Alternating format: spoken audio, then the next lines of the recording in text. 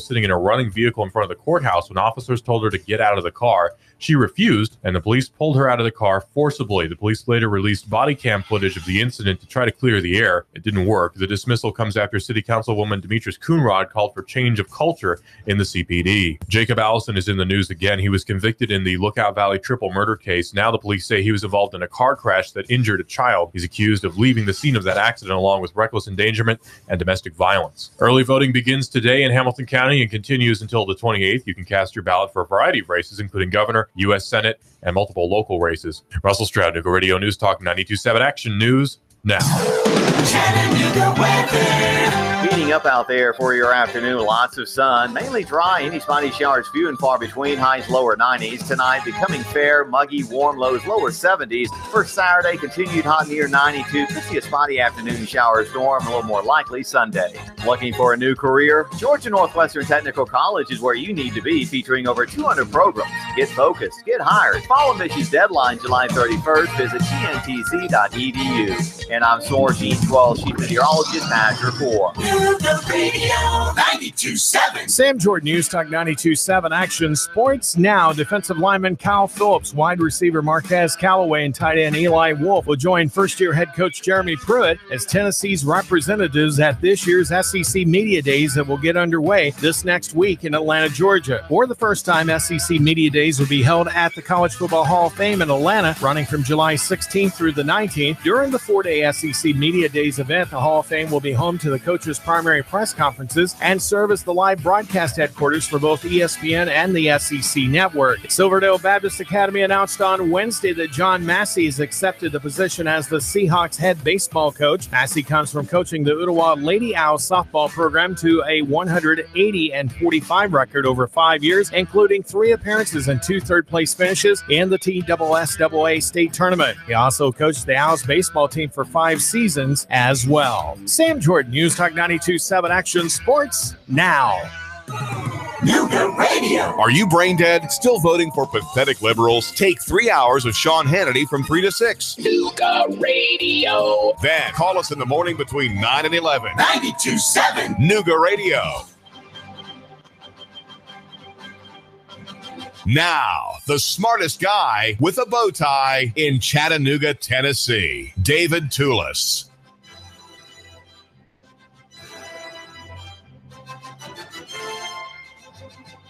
This is David Toulis, and the number is 800-8949, 800-8949. We're glad you're giving us just a couple minutes of your time today, and hope you're having a great Friday. I always love Friday, though I did not go to Panera Posse this morning, where the men, some of them homeschool dads, discuss the world and solve its problems over coffee and bagel. We round up the bad guys and put the money back in the bank, and I missed because I wanted to serve breakfast to my mother. I complain about people who say they want to feed an old person, and I don't like feeding children. I don't like feeding old people. I think the proper word is to serve. We serve dinner. We serve our children. We don't feed them. You feed a horse, but you don't feed a person. So I served breakfast with her and had it with her and got as much protein down her gullet as I could. She's 94 and in very vigorous condition, and we are very excited for her. The name is David Toulis. And I'm here in the studio with Marie Mott. The great news today, Marie Mott, is the dismissal of the charges against the daughter of Avery Gray. The girl was arrested on the 25th of June downtown across from the county jail, between the jail and the courthouse. And a case that caused a sensation because the daughter had been rightly taught by her mother to always record an encounter with police or with officials, and that's exactly what she did. And in dueling videos, the police released, I think the next day, the 30-minute cop cam from Officer Wright that didn't make things look any better, I'm afraid. So we hear from the mother Avery that the charges against Kennedy were dismissed yesterday in juvenile court. And the charge was resisting arrest. And I pointed out to the DA's office at Nuganomics.com, the website for the person who matters in Chattanooga. It's not popular, all right? It's not popular because most people don't matter, but you do. And the subscribers to that website, it is free, of course. It also matter. We pointed out there. that the charges were misshapen and the statute was inapplicable to the facts. The facts did not arise to the charge itself, and so it should not ever have been filed in the first place. And why is it that these encounters, when they're negative, have to end in some kind of accusation under statutes which seem not to apply? There seems to be something almost malevolent in that case, Marie. Absolutely. I am absolutely ecstatic of her acquittal. There should never have been any charges brought against her in the first place. Well, I don't know that she was acquitted. There wasn't a trial. I think these were very, very preliminary matters, and it was just said, the judge said there's not enough here, or maybe the DA's office said we really are not going to prosecute this case. And I don't have word back from Lydia Kluel, the spokeswoman for Neil Pinkston, but you're right, effectively an acquittal. A dismissal, at least. Dismissal, at least. What the case may be, because we are waiting on confirmation to have this be assured. But there should not have been, the more important piece is that there should not have been anything that would have been, that this young lady should have been charged of. There should not have been a situation where this young lady ever should have been dragged out of her mother's vehicle. This is David Toulis with Marie Mott. What's on your mind? Hey, I heard you guys mentioning that she's coming on the air as of Monday. So congratulations. She being Marie Mott, right? Yeah, Marie's coming. Is it 423 Marie? That's right. At 11 o'clock Monday. We're excited to hear your show. Heard the guys talking about it this morning. So welcome aboard. Thank you. I'm sure all the listeners will love you. That's right.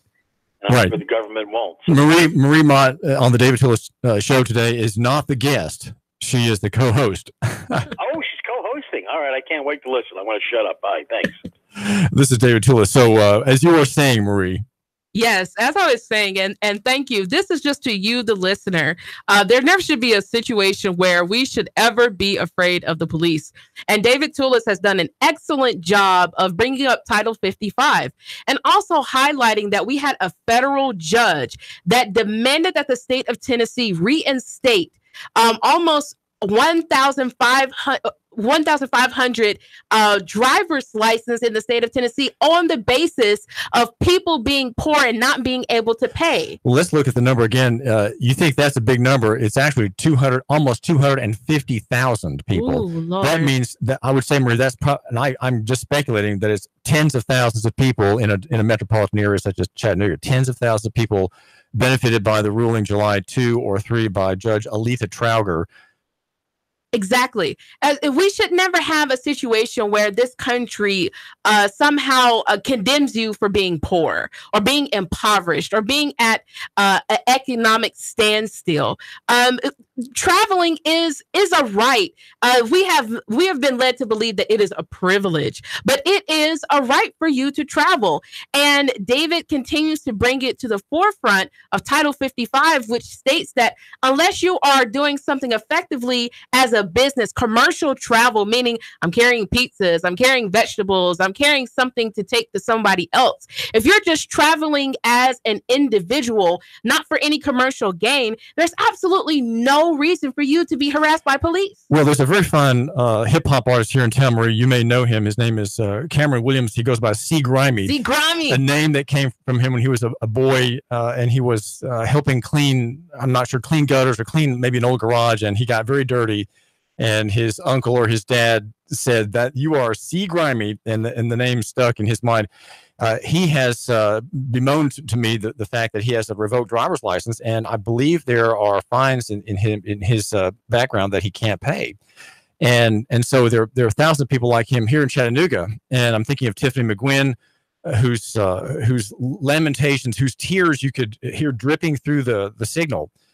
Thursday or Wednesday, and just a woman beside herself that she can't afford to pay $14,000 in court debt, and can't, as she thinks, drive legally. She can't drive under a driver's license because of the procedures in the court, which are very arcane, very difficult to even understand. And so here people are, the commonest sort of working people. They're supposed to deal with a system which has told them effectively, you can't work, you can't go to church, you can't exercise your right, you can't go to vote, you can't go have an abortion, which is apparently a constitutional right in our state. You can't do that because you can't use the road apart from our permission. So that system, when it was thrown down and the Department of Safety given 60 days to make things right, is an extraordinary favorable development for local economy and the free market, because now we have people who don't have to live in fear. They don't have to live in dread of getting behind the wheel and going to a job or to a job interview, perhaps. Or to see their children. Let's not forget that. There are plenty of people who, this is the summertime, y'all. There are plenty of people who want to go pick up their children and take them to swim. There are plenty of people who are going to spend time with their family to have a family barbecue, family reunion. This is that time of the year where kids are out, kids are playing. And if you can't travel, what about that individual, that young man who wants to be in his child's life, but doesn't have a driver's license, that he can't go pick up his child because he's absolutely afraid of getting pulled over by the police and getting taken to jail? This is the things that we are stopping. And of course, call in the 800-8949. Again, 800-8949. We are streaming live, Nougat Radio 92.7 on Facebook. Join in the conversation. You, the listener, are important. Right. We sure want to hear what you have to say. Maybe you have some information. Maybe you have a personal experience. It is Friday, so maybe if you want to change the topic, you are certainly free to do that. We are people who can turn on a dime, and new inputs from your phone to us, your lips to our ears would be a delight. My slogan here on the David Tula Show is "Love your neighbor, buy local." It's loco-centric, nougat-centric. They call me Dr. Nougat-centric. Though I think the mayoral candidate and former city council member Dave Crockett claims, because he has a 10-gallon hat, to be the leading nougat-centrist because he's taller than me, 3 inches plus the hat. But I'd say I'm probably the biggest one. And our idea is that Chattanooga matters. Chattanooga is effectively, as we suggest here on Facebook at Nougat Radio, that it is the center of the universe. And why? Because God in his providence put you here, right? You're not here by accident. You're not here by mistake. You have a divine purpose. Even if you don't believe in God, you do have a divine purpose here.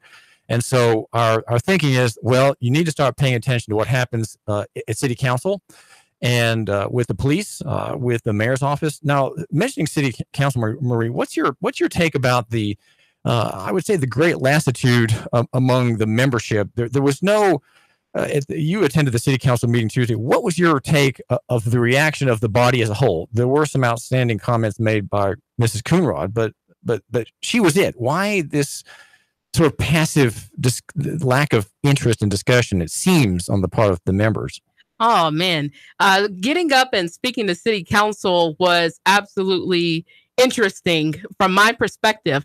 I looked at the body and it was almost as if I looked at faces of stone, no emotion, lack of what looked like concern or care. Some looked kind of bored, and in particular, I made it an intent to look towards Councilman Byrd, because this last police assault actually happened in his district, happened right across the street from a $7 million investment. Now, I want you, the listener, to think about the fact that, okay, we're having an investment made into our community worth $7 million, but you, the listener, are being pressed against the concrete, staring across the street at a $7 million investment. How would you feel to have that monetary investment, but you as an individual, you are not protected?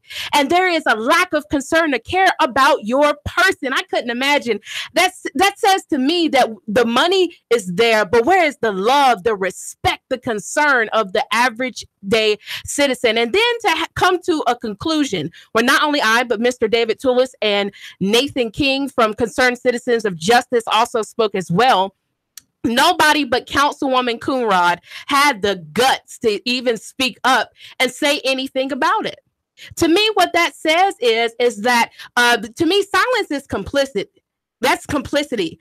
And evil prevails when good men do nothing. That is a quote. Evil prevails when good men miss the opportunity to do something. And so I don't expect there to be an immediate action, but what I expect is for people to say that we're going to look into this matter. We're going to ask some questions. We're going to do some follow-up. What can I do, Ms. Mott? What can I do, Mr. Toulis? What can we do as a collective body, Mr. King, to address the concerns of the listener and the community? And that was what was lacking. And then for Councilwoman Coonrod to be the only one to speak up, and she's gotten such backlash for that. It's such distaste in my mouth to have only one individual stand up, and then we sort of beat that person up for standing up on such a righteous issue. What do you think? What do you think, David? Well, I think that the city council members have somehow been they've absorbed, maybe from the carpeting, maybe from the wood paneling of the grand council chamber, something maybe in the nature of formaldehyde that makes them shrink from movement somehow. As if there's a movement, if there's a violent reaction, or if there's someone standing up and saying this is simply wrong and I'm fed up with it, that they can't.